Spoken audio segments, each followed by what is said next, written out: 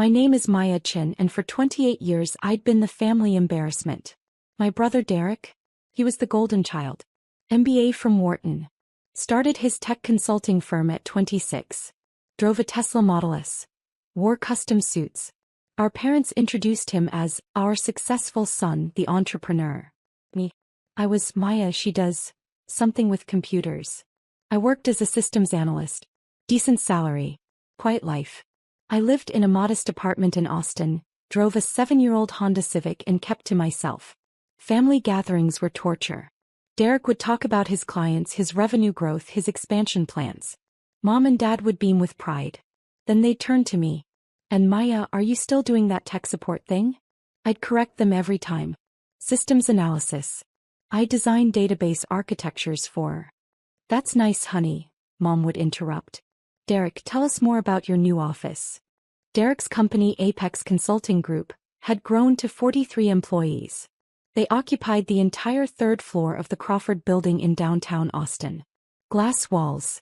Standing desks. A cappuccino machine that cost more than my monthly rent. We're scaling fast, Derek would say at every family dinner.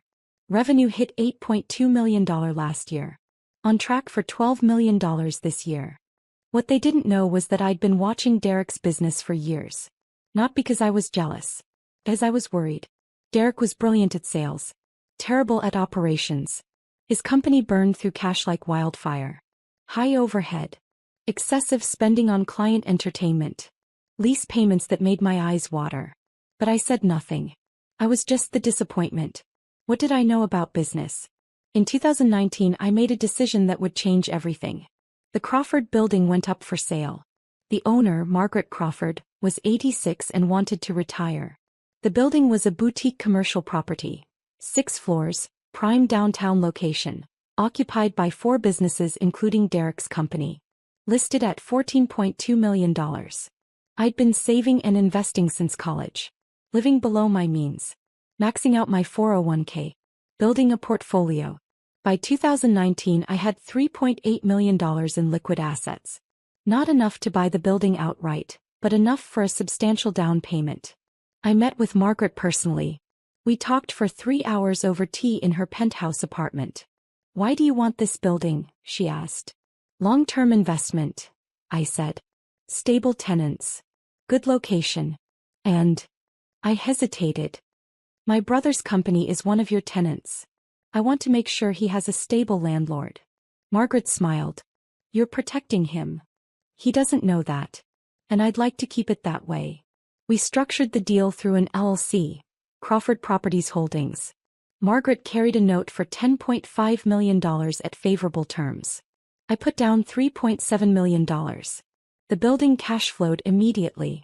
Rent from the 4 tenants covered the mortgage, property taxes, and operating expenses with $8,200 monthly surplus. Derek's company paid $34,000 per month for their third floor space. Market rate. Fair deal for both sides. He never knew his little sister owned the building. I kept working my systems analyst job. Kept driving my Honda. Kept being the family disappointment at dinners. But every month rental income flowed into Crawford Properties Holdings. Every year the building appreciated. By 2024, the property was valued at $18.6 million. And Derek still had no idea. In early 2024, Derek announced his latest plan at Sunday family dinner. We're expanding to the 4th floor, he declared, cutting into his steak. Apex is hiring 20 more people. We need the space. Mom clapped her hands. That's wonderful, honey. Dad raised his glass. To Derek's continued success. I said nothing. Because Derek hadn't asked building management about the 4th floor. I knew because I was building management.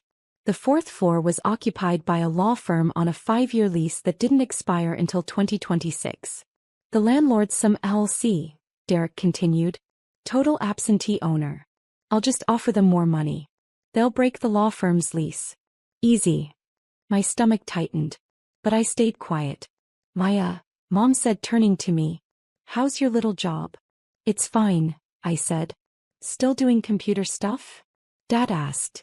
Database architecture, I corrected. Derek smirked. Mom, Dad, Maya works in IT. She's basically tech support. Resets passwords, fixes printers. Right, sis? I met his eyes. Something like that. You know, Derek said, leaning back, I've been thinking. Maya, maybe you should come work for me. I could use someone to manage our tech. It's not real business work, but it's better than whatever you're doing now. The offer hung in the air. Mom and Dad looked excited. Administrative work, Derek clarified. Maybe $55,000? That's probably more than you make now. I made $186,000 as a senior systems analyst, plus another $96,000 annually from the building's cash flow. I'll think about it, I said. Derek grinned. Let me know. I'm doing you a favor, really. It'd be nice to have family around, even if you're not exactly executive material. 2 weeks later, Derek called me. Hey Maya, quick question. You work from home sometimes, right? Yes, I said. Perfect. So you don't really need an office. Here's the thing, we're bursting at the seams at Apex. I'm converting the small conference room into workspace for 2 new hires. But I need somewhere to put some equipment temporarily. Okay, I said slowly. There's this tiny office on our floor. Like 120 square feet. We've been using it for storage, but it's technically vacant. I'm going to move our old servers and some filing cabinets in there. Should be fine, right? The tiny office he was talking about was MY Office. When I bought the building, I'd kept one small space for myself. Officially, Crawford Properties Holdings leased it. I used it maybe twice a month to handle building business, review financials, meet with the property manager. It was quiet. Private. Derek, I think that office might be. It's just sitting empty, he interrupted. Total waste of space. Don't worry, I already talked to property management. They said it's cool. He hadn't talked to property management. He'd sent an email that my property manager forwarded to me with a note. How do you want me to respond? I'd replied, stall him. But Derek had taken silence as approval. I arrived at the Crawford building on a Tuesday morning. I needed to review some lease documents and sign off on a roof repair estimate. When I stepped off the elevator onto the 3rd floor, I froze. My office door was propped open. Inside, 2 workers were assembling metal shelving units. Boxes of old equipment were stacked against the walls. My desk was shoved into the corner, covered with Derek's company files. I walked inside. Excuse me, what's happening here? One of the workers shrugged. Boss said to set up storage. You need something. Before I could answer, Derek appeared in the doorway. Maya. He looked genuinely surprised. What are you doing here? This is my office, I said quietly. Derek laughed. Your office? Maya, you don't work here. This building is commercial space. You can't just claim an office. I lease this space, I said. From who? Derek crossed his arms. Come on, sis. I know you're struggling, but you can't squat in my building. Your building. Apex's building, Derek corrected. We're the anchor tenant. We basically run this place. Look, I get it. You probably thought no one would notice. But this is professional space. For actual businesses. The workers had stopped assembling shelves. They were watching us. Derek, I have a lease agreement for this office. Sure you do, Derek said. Let me guess. You made friends with someone in property management and they're letting you use it under the table? Maya, that's not how the real world works. My phone was in my hand. I could have pulled up the LLC documents right there. Shown him the ownership structure. Ended this immediately. But something stopped me. I wanted to see how far he'd go. I need you to move your equipment out, I said calmly. Derek's smile faded. Are you serious right now? Maya, I have a business to run. Real employees. Real revenue. Real responsibilities. You're going to throw a tantrum over 120 square feet. It's my office. It's storage, Derek snapped. And frankly, I'm doing you a favor by even explaining this. Most landlords would have just changed the locks. You're not the landlord, I said. No, but I'm the one who pays $34,000 a month to keep this floor running. That gives me some authority. Unlike you, who probably can't even afford a storage unit. The workers were openly uncomfortable now. Derek stepped closer. Here's what's going to happen. You're going to take whatever personal items you have in here. And let's be honest, it's probably just a laptop and some sad desk plants. And you're going to leave. If you have a problem with that, you can take it up with building management. but I guarantee they're going to side with their biggest tenant. I looked at my desk, at the shelving units, at my brother's face twisted with condescension. Hey, I said. Derek blinked. Okay. I'll clear out my things. The triumph in his expression made my stomach turn. Good. That wasn't so hard. And hey, if you really need office space, I'm sure we can find a Starbucks with Wi-Fi. I started gathering my belongings. A few files. A framed photo. My desk lamp. Derek watched from the doorway.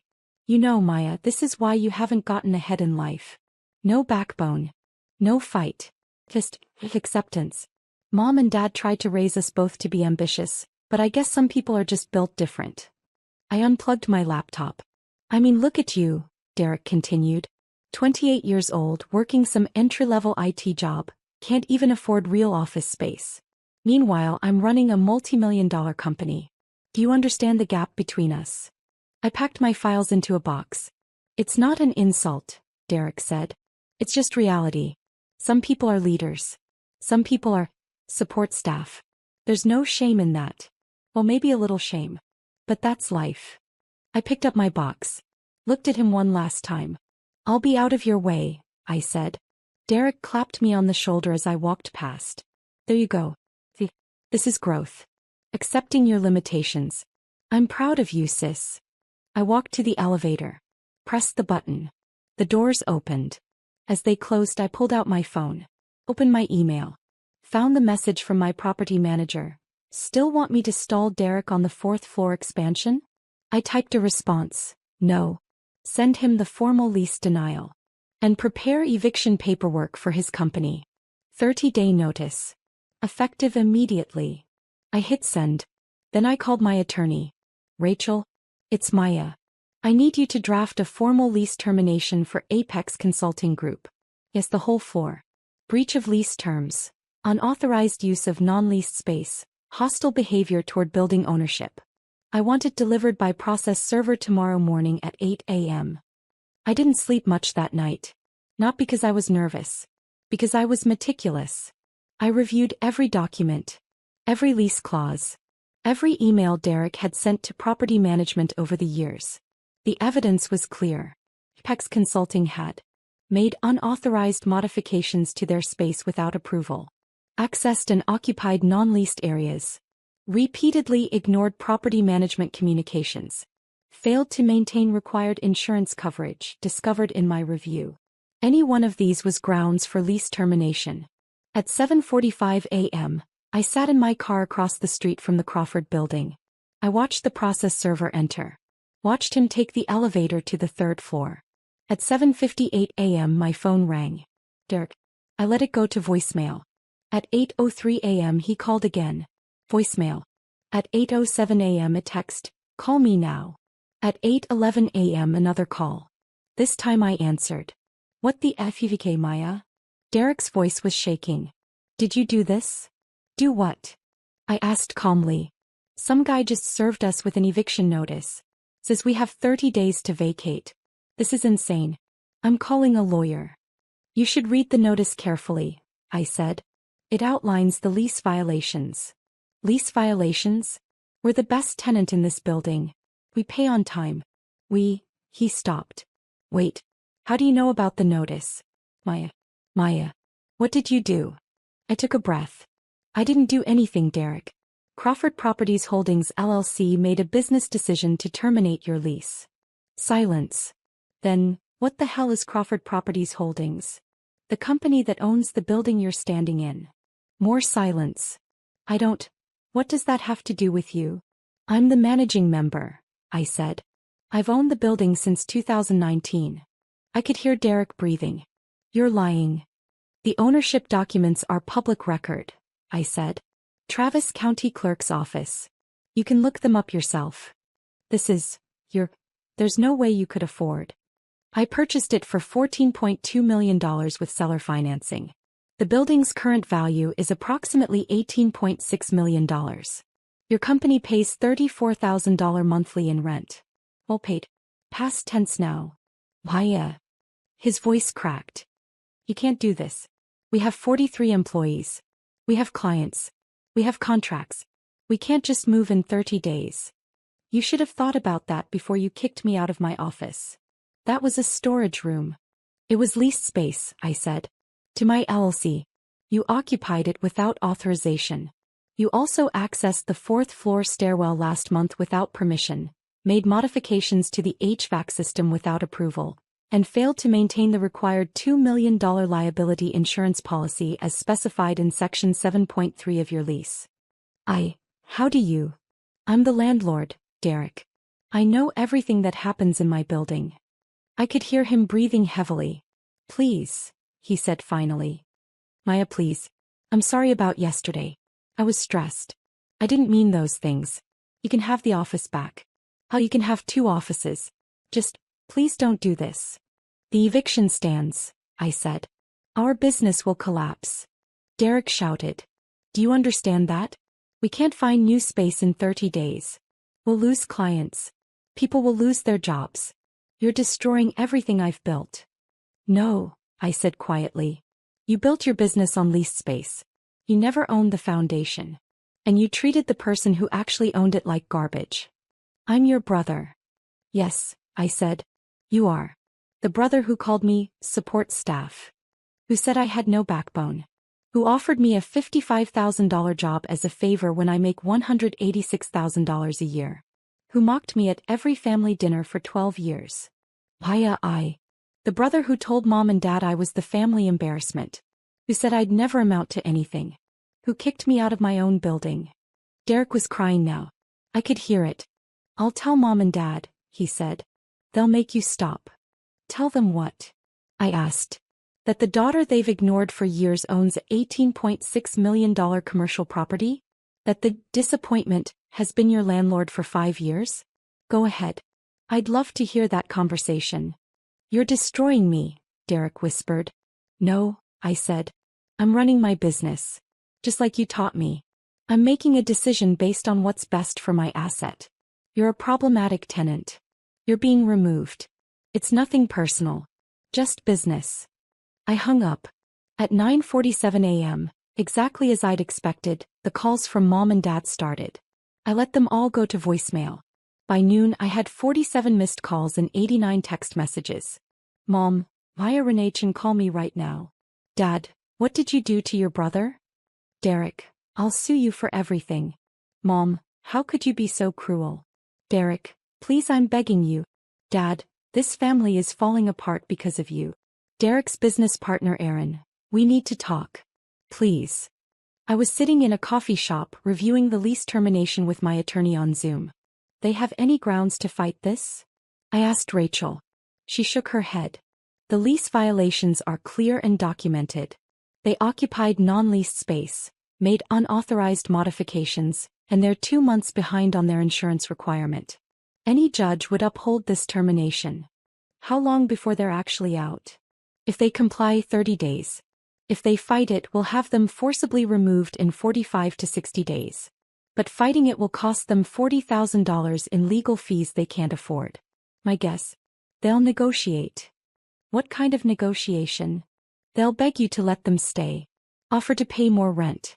Promise to be model tenants. Derek will probably offer you equity in his company. I smiled. His company that's about to implode because they have no location? Exactly. My phone rang. I answered this time. Maya Renachin.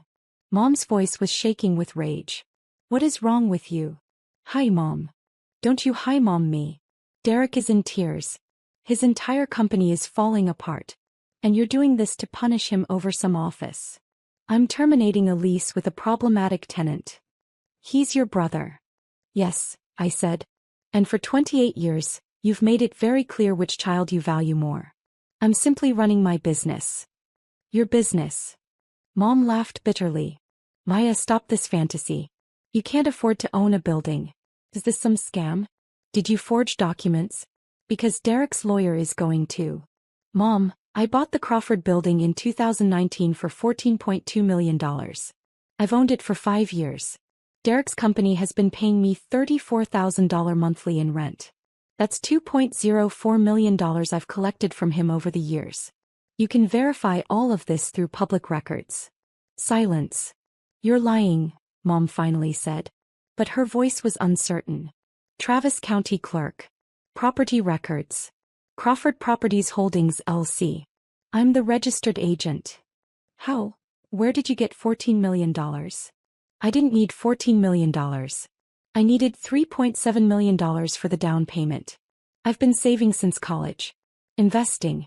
Living below my means while Derek drove his Tesla and you bragged about his success. But you're just tech support. I finished. That's what you call it, right? I'm a senior systems analyst, Mom. I design database architectures for Fortune 500 companies. I make $186,000 a year, plus another $96,000 annually from the building cash flow. I could hear her breathing. Why didn't you tell us? She whispered. Because every time I tried, you cut me off to ask Derek about his business. Because every family dinner became a celebration of Derek and a dismissal of me. Because you introduced him as our successful son, and me as Maya, she does something with computers. Because telling you would have required you to actually listen to me.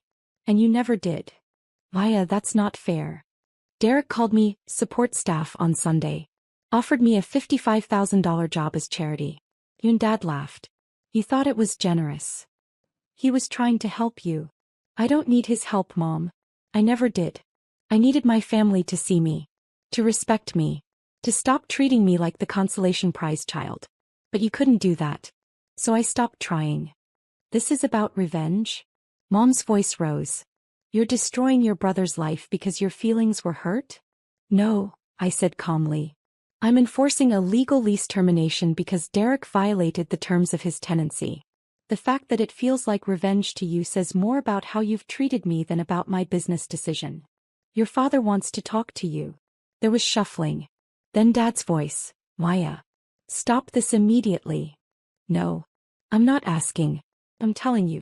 You will reverse this eviction, you will apologize to Derek, and you will offer him favorable lease terms to make up for this embarrassment. Or what? I asked. Or you're no longer part of this family. The words hung there. I laughed. Real laugh. Dad, I haven't been part of this family for years. You just didn't notice because you were too busy being proud of Derek. We are proud of Derek.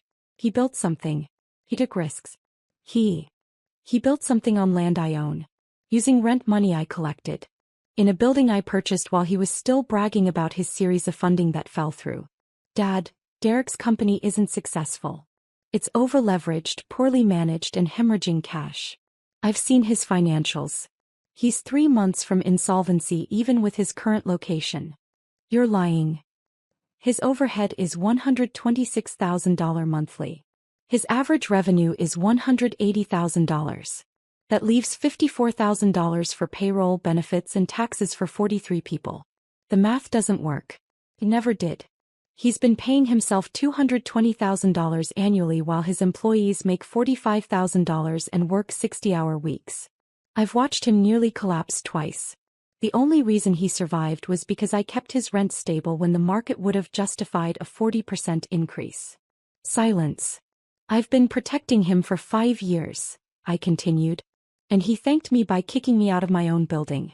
So now he gets to see what happens when he doesn't have his little sister quietly keeping his foundation stable. Maya. Dad's voice cracked. Please. He's your brother. He made a mistake. Don't ruin his life over this. He ruined his own life by building a company on sand and treating people like garbage. I'm just the earthquake that exposed the foundation. I hung up. 3 days later, Derek showed up at my apartment. He looked terrible. Unshaven. Wrinkled shirt. Dark circles under his eyes. Can I come in? He asked quietly. I stepped aside. He walked to my living room. Looked around at my modest furniture. My 7-year-old TV. My bookshelf full of technical manuals. You really do live like this, he said. It's not an act. Why would it be an act? Derek sank onto my couch. Put his head in his hands. I spent the last 3 days going through everything. The property records. The purchase documents. It's all real. Yes. You've owned my building for 5 years. Yes. And you never said anything. Would you have listened? I asked. Derek looked up at me. His eyes were red. Probably not. I sat in the chair across from him. I can't move Apex in 30 days, he said. I've been calling every property manager in Austin. There's nothing available that fits our needs and budget. Even if there was, the disruption would kill us. We'd lose at least 6 clients during the transition. That's $2.8 million in annual revenue. We'd have to lay off 20 people. I know, I said. My business partner wants to sue you. Our lawyer says we'd lose, but Aaron's desperate. Half the staff is already looking for new jobs. They can see the writing on the wall. What do you want, Derek? He met my eyes. I want you to let us stay. Why should I? Because I'm your brother. Because I'm begging you. Because. He swallowed hard. Because I'm sorry. For what specifically? For yesterday. For the office. For. No, I interrupted. For what specifically? Because if you're just sorry I have power over you now, that's not an apology. That's fear. Derek stared at me. Then slowly something shifted in his expression. I'm sorry for 12 years of treating you like you didn't matter, he said quietly. For every time I made you feel small. For every family dinner where I dominated the conversation and dismissed your work. For calling you support staff. For offering you a job in my company like I was doing charity. For kicking you out of your own building without even considering that maybe I didn't know the whole story. Tears were streaming down his face now. I'm sorry for never asking about your life. Your job. Your dreams. For never wondering how you were doing or what you were building. For treating you like the family failure when you were quietly running circles around me. He wiped his eyes. And I'm sorry for not seeing you. For not respecting you. For taking you for granted. You deserved better. You deserved a brother who celebrated you instead of one who made you feel invisible. I felt my own eyes burn. I don't deserve for you to save my company, Derek continued. I know that. But I'm asking anyway. Not because I have any right to. But because I'm desperate and I have 43 people counting on me and I have nowhere else to turn. I stood up. Walked to my kitchen. Poured 2 glasses of water. Brought them back. Here's what's going to happen, I said. Derek took the glass with shaking hands. The eviction stands. His face crumpled. But, I continued, I have another property. A building in South Austin. 5,000 square feet. 2nd floor. It's currently vacant. Market rate rent is $28,000 monthly. I'll lease it to you for $22,000. Derek looked up. That's a $12,000 monthly reduction from what I'm paying now. Yes. But there are conditions. Anything. You get your insurance requirements current immediately. You submit all modification requests in writing. You pay rent on the 1st of every month, no exceptions. You treat my property manager with respect. And you cut your own salary to $120,000 until you're profitable. Derek blinked. That's a $100,000 pay cut. Your company is burning money, Derek. You're paying yourself like a successful CEO while running a struggling startup. Cut the overhead. Reinvest in your people. Get profitable. Then you can raise your salary. He nodded slowly. Yes. I'll do it. One more condition. What? Sunday family dinner. You tell mom and dad the truth. All of it. My job. My income. The building. How long you've been my tenant. Everything. Derek swallowed hard. They're going to be devastated. Good, I said. Maybe they'll finally see me. That Sunday, Derek and I arrived at our parents' house together. Mom opened the door. Her eyes were puffy. She'd been crying. Maya, sweetheart. Let's eat first, I said. Then we'll talk. Dinner was silent. Awkward. Dad couldn't look at me. Mom kept starting to speak, then stopping. Finally, over coffee, Derek cleared his throat. Mom, Dad, I need to tell you something. They looked at him. For the past 5 years, I've been renting office space from Maya. Mom frowned. What do you mean? The Crawford Building. Where Apex is located. Maya owns it. She bought it in 2019 for $14.2 million. She's been my landlord this entire time. Dad's coffee cup froze halfway to his mouth. That's impossible, Mom said. Maya doesn't have that kind of money. She does, Derek said. She's a senior systems analyst. She makes $186,000 annually. plus another $96,000 from the building cash flow. She's been successful this entire time. We just never asked. But, Mom looked at me. You drive a Honda. You live in that small apartment. You never. I live below my means, I said quietly. I invest. I save. I build wealth. Just because I don't advertise it doesn't mean it doesn't exist. Why didn't you tell us? Dad asked. I tried, I said. Every family dinner. Every phone call. But you cut me off to talk about Derek. You introduced me as Maya. She does something with computers while calling him our successful entrepreneur. You made it clear whose achievements mattered. Mom's hand went to her mouth. Last week, Derek continued, I kicked Maya out of her office in the building she owns. I called her support staff. I told her she had no backbone. I mocked her in front of my employees. Derek. Dad's voice was strained. She evicted my company. Legally. Rightfully. And I deserved it. Derek looked at me. But she's giving me a second chance. A new space. Lower rent. Better terms. Because unlike me, she actually values family. Even when that family has treated her like garbage for 12 years. The table was silent. Mom stood up abruptly. Walked to where I was sitting. Pulled me into a tight hug. I'm so sorry, she whispered. I'm so sorry, baby. I felt the tears come then. All the years of being invisible. Being dismissed. Being the afterthought. Dad stood too. Wrapped his arms around both of us. We failed you, he said, his voice breaking. We were so proud of Derek's flash that we didn't see your foundation. Forgive us. Please. Apex Consulting moved into their new space in May 2024. Derek cut his salary. Laid off 3 executives who were dead weight. Promoted 2 hardworking junior staff to senior roles. Got profitable in 4 months. He paid rent on time. Every month. First of the month. No exceptions. Mom and Dad came to my apartment in June. Spent 3 hours asking about my work. My investments. My dreams. Actually listening. They started introducing me differently. This is our daughter Maya. She's a systems analyst and a real estate investor. She owns commercial property in Austin. In August, the law firm on the 4th floor of the Crawford building didn't renew their lease. Derek's company was ready to expand. I approved his request for the additional space. Fair market rate.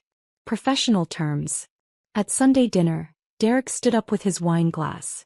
A toast, he said. To my sister Maya. My landlord. My teacher. The person who showed me that real success isn't about flash. It's about foundation. I'm proud to be your tenant. And even more proud to be your brother. Mom and Dad raised their glasses. I smiled. To family, I said. The one you're born with. And the one you build. We drank. And for the first time in 12 years I felt like I was actually at the table.